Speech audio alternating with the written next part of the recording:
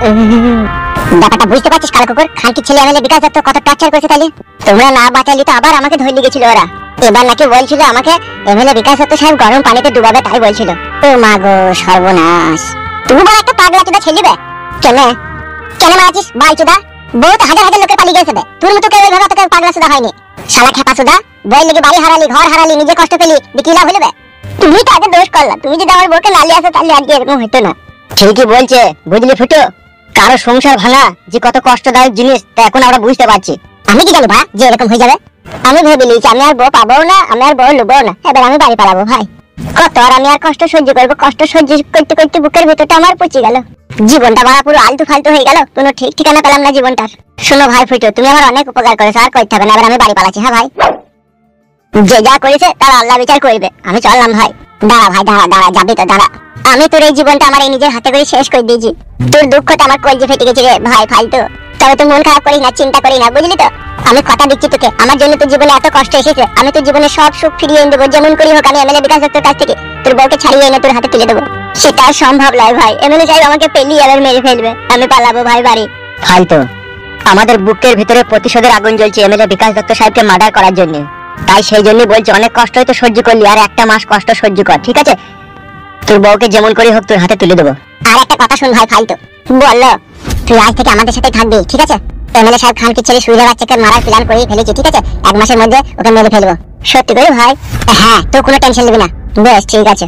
কালো কুকুর বল, তুই বাড়ি গিয়ে দেখ তোর বউ এসে নাকি, ঠিক আছে? আর আমি এই ফাঁকে একবার বাড়ি থেকে ঘুরে আসি, বুঝলি তো? বেশ ঠিক আছে। আর ফালতু কি করবে? ফালতু এখানে বসে থাকো, আমি চলে আসবো তো। ফালতু তুমি এখানে বসে থাকো, ঠিক আছে? আমি 1 ঘন্টার মধ্যে ঘুরে আসবো। হ্যাঁ বেশ ঠিক আছে, যাও। আয় চলে আয়। ঠিক আছে চ।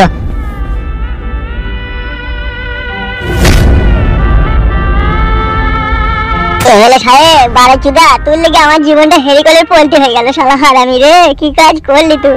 মান মারামির ভাই, অপমারণে মরবি তুই, সুরের বাচ্চা।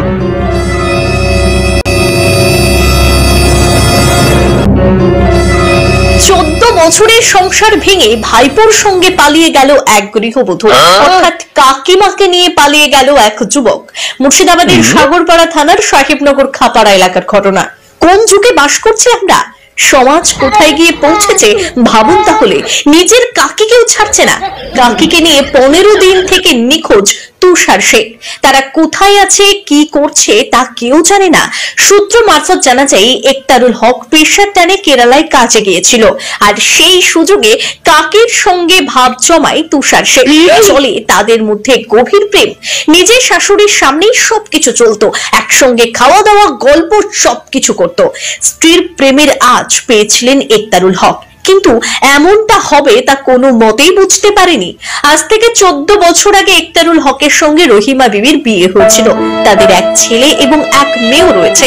একতারুল হক স্ত্রীর মন পেতে তার নামে 5 কাঠা জমি লিখে দিয়েছিলেন, কিন্তু তাতেও কাজ হলো না। অবশেষে নিজের ভাসুরের ছেলে অর্থাৎ তুষার শেখের সঙ্গে পালিয়ে যায়।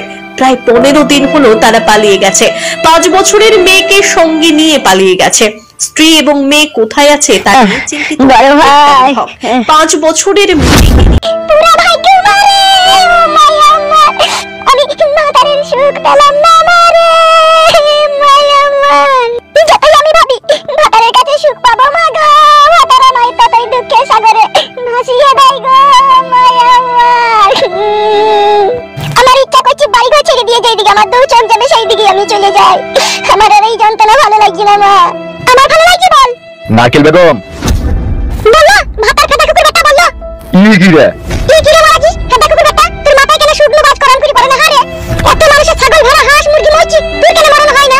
তুই কেন উড়ে ফুড়ে উচ্ছলে পয়মালে যেতে পারিস না? ও কাটা কুকুর বেটা, মারবো নারকেল বেগম। অনেক মার মেরেছিস, এবার গায়ে হাত দিয়ে দেখিস, তোর হাত দুটোকে পেছনে দিয়ে মুড়ে তোর পকেটে ভরে দেব। তুই তো ঢ্যাম না চুদি মাগি কেন লো? তুই তো ঢ্যামনা চুদা বলতে বাপ কেন রে? কাটা কুকুর বেটা, ছেলেটাকে শাসন করতে পারলি না? ঠিকই বলতে আব্বা, মা ভাইয়ের লেগে আমাকে এমএলএ কান ধরে লেগে মারছিল। তোরা আর কি জানবি বল? যত দোষ, যত হারামি বৈদ্যগিরি করেছে সব তোর মা। মান মুখ ছুড়া আমার। কি রে মারাজিস? কাটা কুকুর বেটা, আমি গেলাম, আমাকে কেন দিছিস? দোষ করেছিস তোর বেটা? আর তুই কোনো দোষ করিসনি? আমি আবার কি দোষ করলাম? তুই সাধুজি, তুই কোনো দোষ করিসনি। মান মারানি মাগি। তুই মান মারানি মিগু। কি রে কিডা কুকুর বেটা আমার? কোথায় কিছু না, এটা আমারই দোষ। কিডা কুকুর বেটা নিজে ছেলে দোষ করতে তার বেলায় হচ্ছে না। মান মুখ মানে ছুড়া, পিটলি মুখ ছুড়া, মান মুখ মানে ছুড়া, ইন্দ্রের মতো চোখ দুটো দেখলে মান তোমার চিরিক করে জ্বলে উঠে। মারবো নারকেল বেগম। এবার তো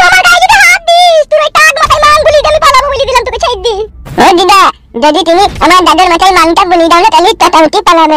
মার খাই লাইবে ও ঠিকই বলছিস রে, এটা কোথা? এই শালা বুদ্ধা, তোর বেটা কোথা? আমি জানি না কো। তুই জানিস না? না বললাম তো। জানিস না তাই তো?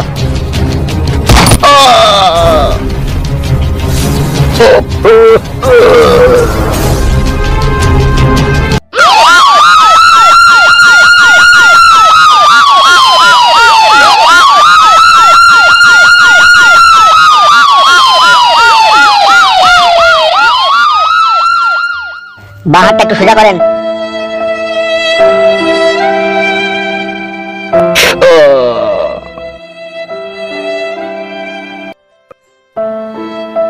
যন্ত্রণাটা একটু কমলে হবে? না এগুলো কমেনি। হাতটাকে পেটের উপরে চাপাও। তুমি একবার বাড়ি যাবে তা বাড়ি যাও, দিয়ে বৌমাকে পাঠিয়ে দাও। বেশ ঠিক আছে, তুমি ভালো করে শোনাও। আমরা ঠিক না চলে কি এমন খারাপ করে বসে আছিস? তুমি জানো না ডান্ডকে গুলি মেরে দিতে একটা লোক কে গুলি মেরে দিবে? এই সময় কি বলছি রে বউ? ঠিকই বলছে, এমএলএ সাহেবের লোক এই সেই বাবাকে গুলি করে দিয়েছে বুকে। বাবার ডিম মরতে বসেছে শুধু তোমার জন্য। তুই কি বলছিস বউ? বাবাকে সত্যি করে গুলি করে দিয়েছে? হ্যাঁ হ্যাঁ গো, আমি তোমায় একটু মিথ্যা কথা বলিনি, বাবার বুকে গুলি করে দিয়েছে। উফ বাবা বাবা যন্ত্রণা, বাবা আজকে আমার জন্য তোমাকে গুলি করে দিয়ে গেল। থালা হারামে আব্বা মা বলে ভালো হয় ভালো হয়, থালা হারামে নিজে ভালো হয় না, যা দাদাকে গুলি করে দিতে। চিন্তা বাড়ছে ইফতারুল হকের। কি করে হইবে সবাই, সব কি করে হইবে? আজকাল বার্তা কেলি দিল বড় ভাই।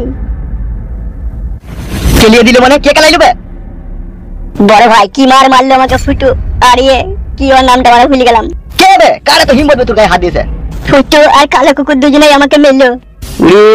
বাপরে মাথায় যন্ত্রণা উঠে গেছে রে। এত মার দিয়েছে আমার মুখ শুধু বন্ধ হয়ে গেছে, মুখ তো বেরোইছে না গো। তাই নাকি?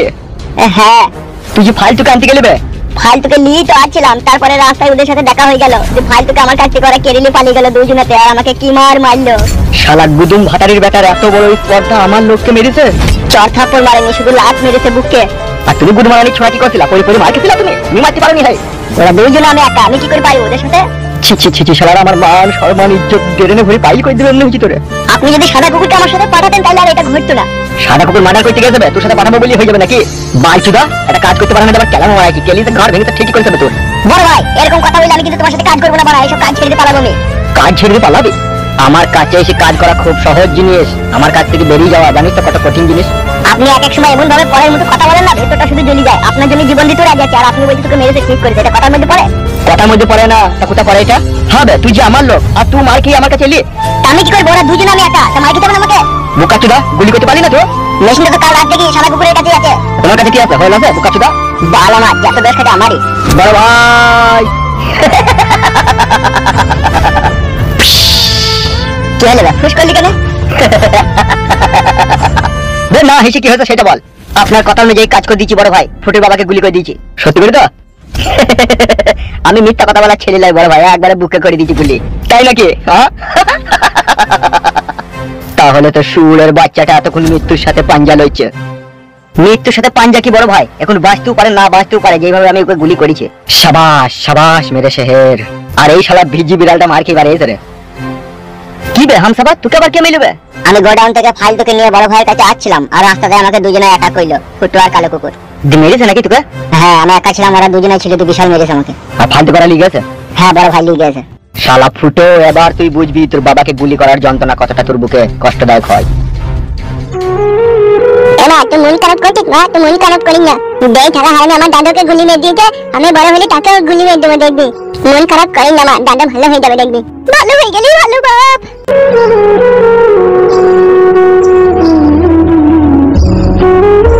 সারাদিন আমাকে টাঙিয়ে রেখে দিয়েছিলাম, আমরা শুধু মুড়ি আর পানি দিয়ে আমাকে খেতে।